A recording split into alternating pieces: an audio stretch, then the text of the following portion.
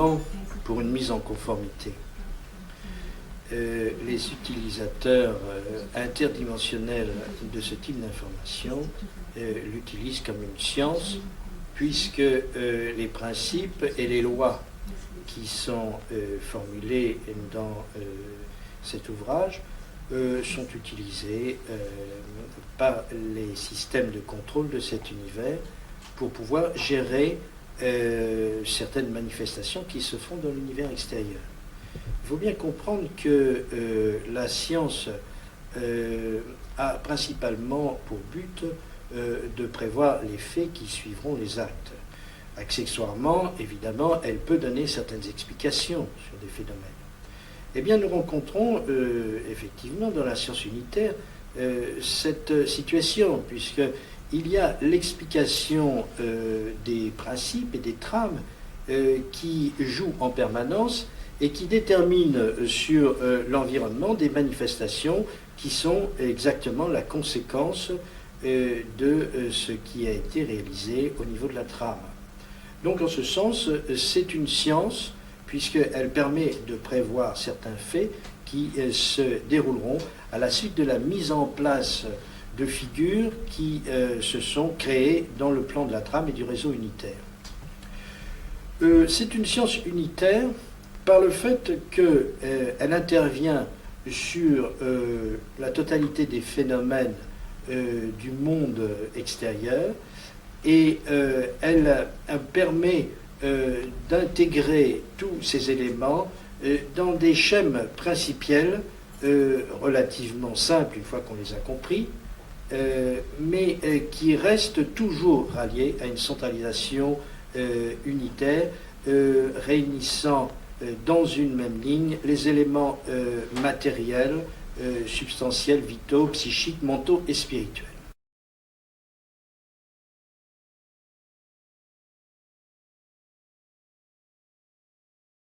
Tous les thèmes qui concernent le monde extérieur, c'est-à-dire le monde matériel, l'origine des manifestations matérielles, l'origine des corps substantiels, les manifestations de la vie, aussi l'explication des déséquilibres de la vie à travers les maladies, l'explication du sommeil. Il y a aussi les rapports sociaux, les rapports entre l'homme et la femme, l'origine de la création d'un homme ou d'une femme, et le sens de la création d'un véhicule substantiel dans l'équilibre fonctionnel de l'univers. Il y a aussi des explications évidemment sur tous les phénomènes d'apparition comme les fantômes, etc., les apparitions d'ovnis, et puis la manière dont peut fonctionner les systèmes planétaires et les corrélations qui existent entre les divers systèmes hiérarchiques de cet univers. Évidemment, ces informations sont esquissées, bien que cet ouvrage comprenne 6000 pages, il n'y a qu'une esquisse parce que les problèmes sont encore plus complexes que ce qui est expliqué dans ces informations. Mais évidemment, cela donne aux individus une vision des choses qui est assez nouvelle, et quelquefois totalement nouvelle, et qui permet aux êtres de se rendre compte qu'ils vivent dans un univers cohérent.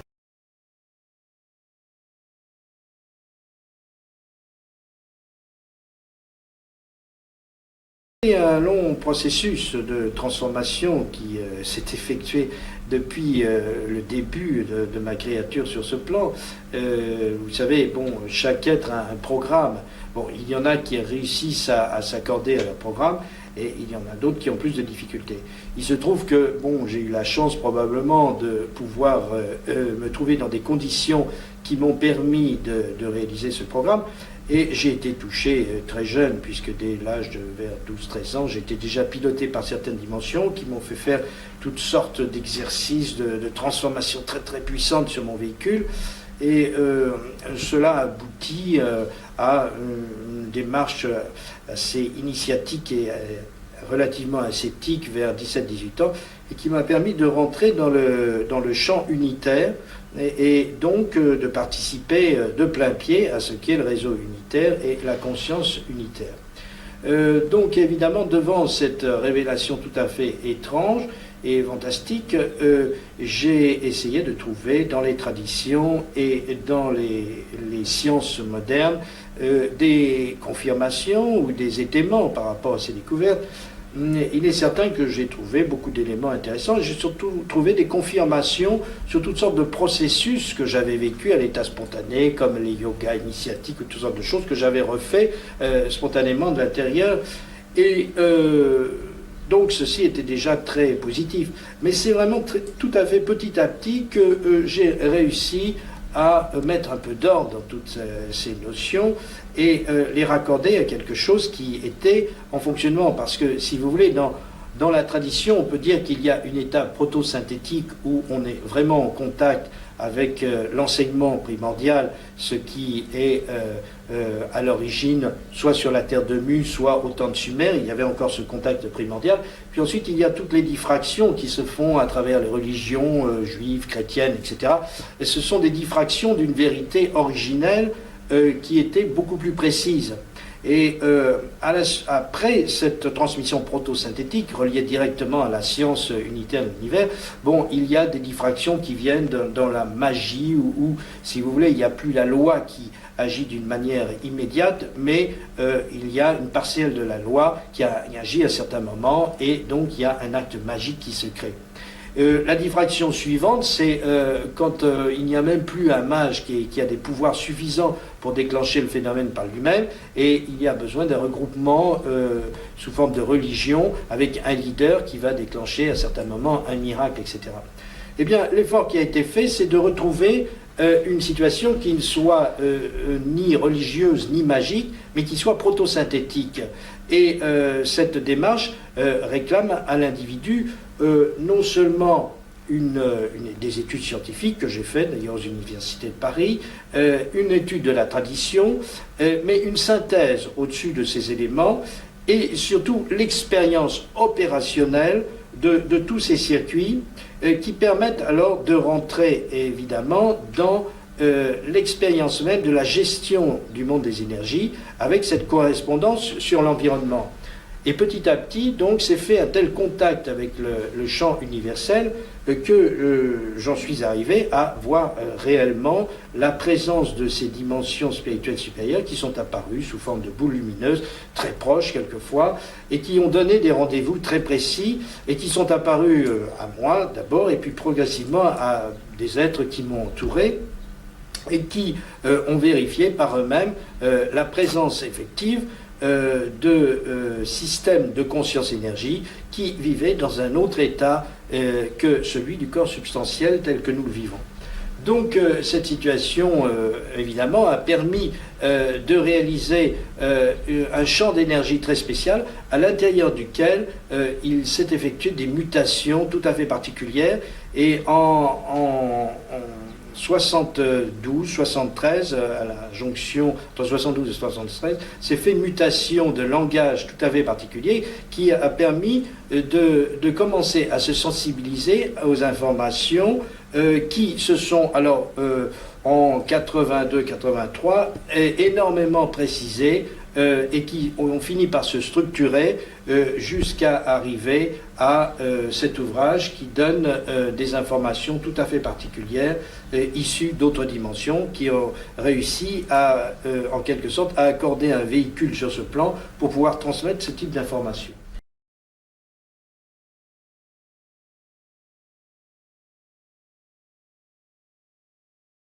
Si vous voulez, il y a effectivement beaucoup de gens qui reçoivent des messages. Bon, je ne sais pas toujours par quel cheminement ils en sont arrivés là, si vous voulez.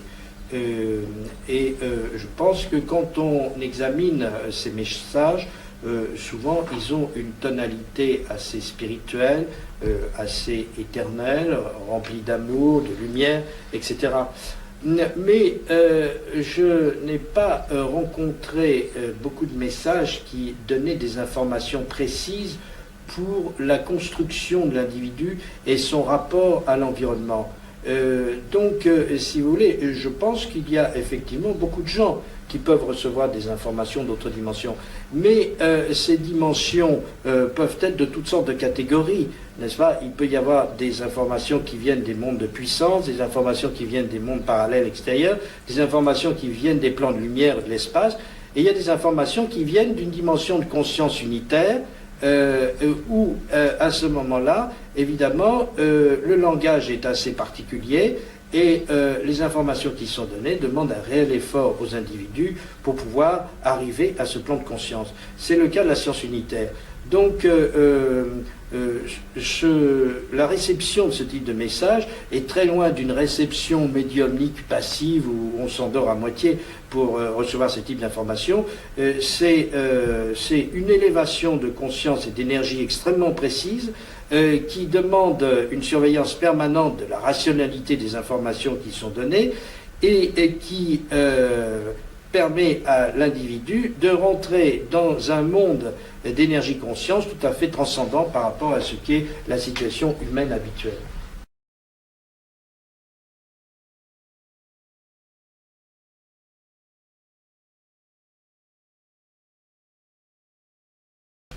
L'opération qui a été menée sur mon circuit, évidemment, est passée par la pacification d'un environnement matériel, par la purification physique, l'équilibration vitale, la subtilisation psychique, une structuration mentale et une élévation spirituelle qui permet véritablement d'entrer en contact télépathique avec des dimensions de conscience supérieure.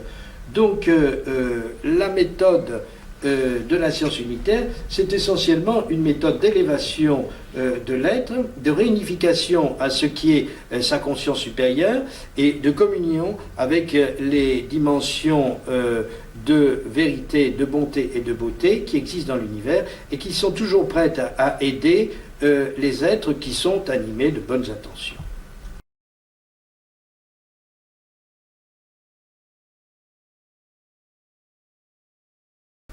La science qui est pratiquée sur cette planète, qui est à tendance analytique, inductive, déductive, on pourrait dire qu'elle a eu son rôle, elle a fait un bon travail d'une certaine mesure, mais on pourrait dire qu'elle a fait son temps, quelque part. Les scientifiques les plus avancés, si vous voulez, sont à la limite d'une métaphysique, parce que statistiquement, si vous voulez, ils en sont arrivés à démontrer l'existence de Dieu, parce que les équilibres atomico-moléculaires de l'univers sont impossibles à maintenir tels qu'ils sont sans l'intervention d'une dimension de contrôle, donc de conscience-énergie, totalement supérieure à ce qui apparaît dans le système instrumental de perception qui est celui de la physique et de la chimie actuelle. Donc, si vous voulez, les plus grands scientifiques sont à l'heure actuelle en train d'examiner une transformation de la manière d'appréhender la compréhension de l'univers. Il y a beaucoup d'ouvrages à ce sujet. Dans ce sens, l'arrivée de la conscience humaine à la pensée du XXIe siècle et ce passage au contact du cosmos, etc., va évidemment demander à l'humanité une mutation très importante en ce qui concerne sa conscience et sa compréhension de l'univers. Univers qui n'est pas seulement formel, univers qui est interdimensionnel, pluridimensionnel, et il y a l'intégration de nombreux éléments. S'il y a encore des tenants obstus d'une science strictement dite objective et matérialiste qui se refusent à observer les phénomènes tout à fait étranges qui nous entourent de toutes parts, en ce qui concerne la parapsychologie, les ovnis, les pouvoirs supérieurs de certains individus, etc., qui arrivent à tenir 800 volts, allumer des lampes dans leurs mains, etc., des phénomènes de lévitation, de déplacement d'objets à distance, etc. Tous ces phénomènes existent et bon, il y a des organismes qui s'occupent de tout ceci et évidemment on en parle de plus en plus. Ceci évidemment prépare l'esprit humain à concevoir qu'il n'est pas une entité strictement matérielle, mais une entité interdimensionnelle, et que petit à petit, à la fois par ces informations, par des exercices, des développements, des transformations qui sont injectées au sein de la société par toutes sortes de suscitations, etc., et puis par des ouvrages résultant de recherches telles que la science unitaire, etc., petit à petit, on peut envisager que l'être humain va faire la jonction entre sa science partielle, qui a eu son sens pendant quelques années, et cette science interdimensionnelle qui existe pour l'univers entier et pour d'autres civilisations qui ne vivent que dans ce cadre de référence.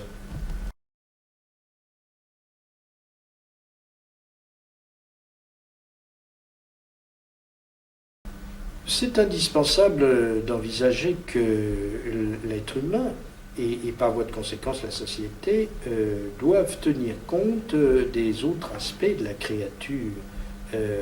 Parce qu'il y a toutes sortes de phénomènes de société qui sont incompréhensibles. Il y a un certain nombre de valeurs qui s'écroulent, bon, le mariage, bon, les sauvages urbains, toutes sortes de circuits qui ne sont pas si vous voulez, contrôlables avec des moyens habituels et qui vont réclamer des interventions psychologiques, d'une part, mais aussi spirituelles et d'une science supérieure. Donc on va être obligé d'assimiler progressivement des notions qui vont se trouver de plus en plus en accord avec ce qu'est la gestion réelle de l'univers, et les gouvernements devront tenir compte de l'existence de ces lois qui président à la gestion de l'univers. Plus le système technique, plus la civilisation avancera, plus il faudra que les êtres qui dirigent le monde soient avertis de la manière dont fonctionne l'univers. C'est essentiel. Sinon, il va y avoir des déséquilibres sans cesse, parce que les gens ne seront pas du tout à la mesure de ce qu'il faut faire pour prévoir, car gouverner, c'est prévoir, et pour prévoir, il faut connaître effectivement les lois et les principes qui régissent la formalisation des faits. Donc, ce sera bientôt quelque chose de totalement indispensable de connaître la manière dont vont se réaliser certains phénomènes, parce qu'ils sont déjà dessinés dans les trames internes de l'univers.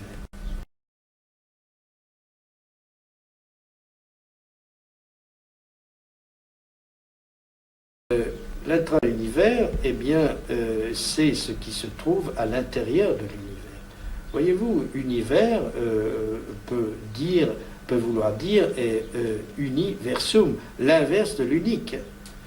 Donc, il y a à l'intérieur de cet univers extérieur un univers intérieur qui lui correspond et qui en est en quelque sorte son animation, son réseau énergétique et conscient.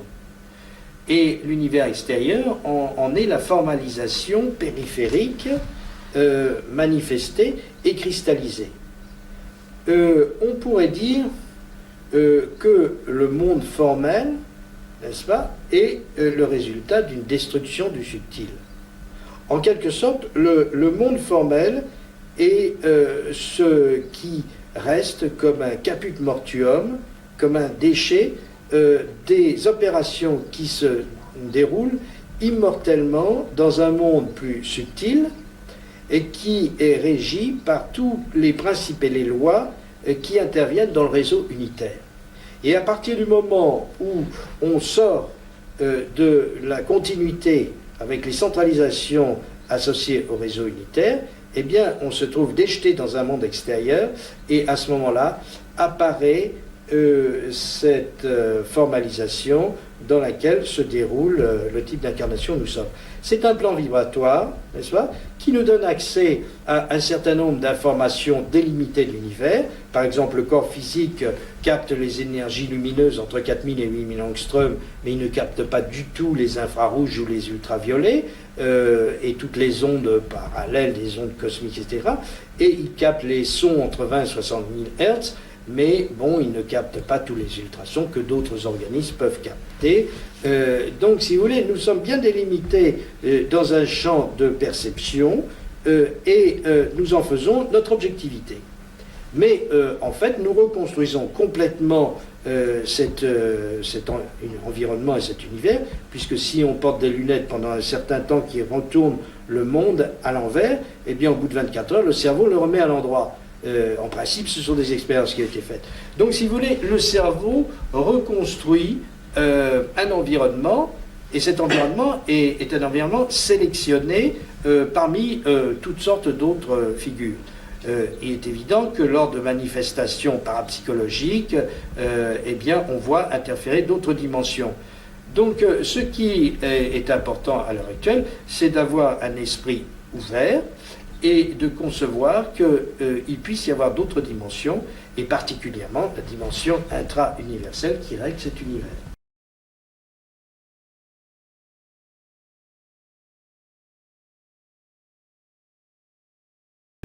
Bien évidemment, si vous voulez, si on se réfère aux traditions, on peut dire qu'il y a un Dieu immobile, interne, et il y a un Dieu expérientiel, externe.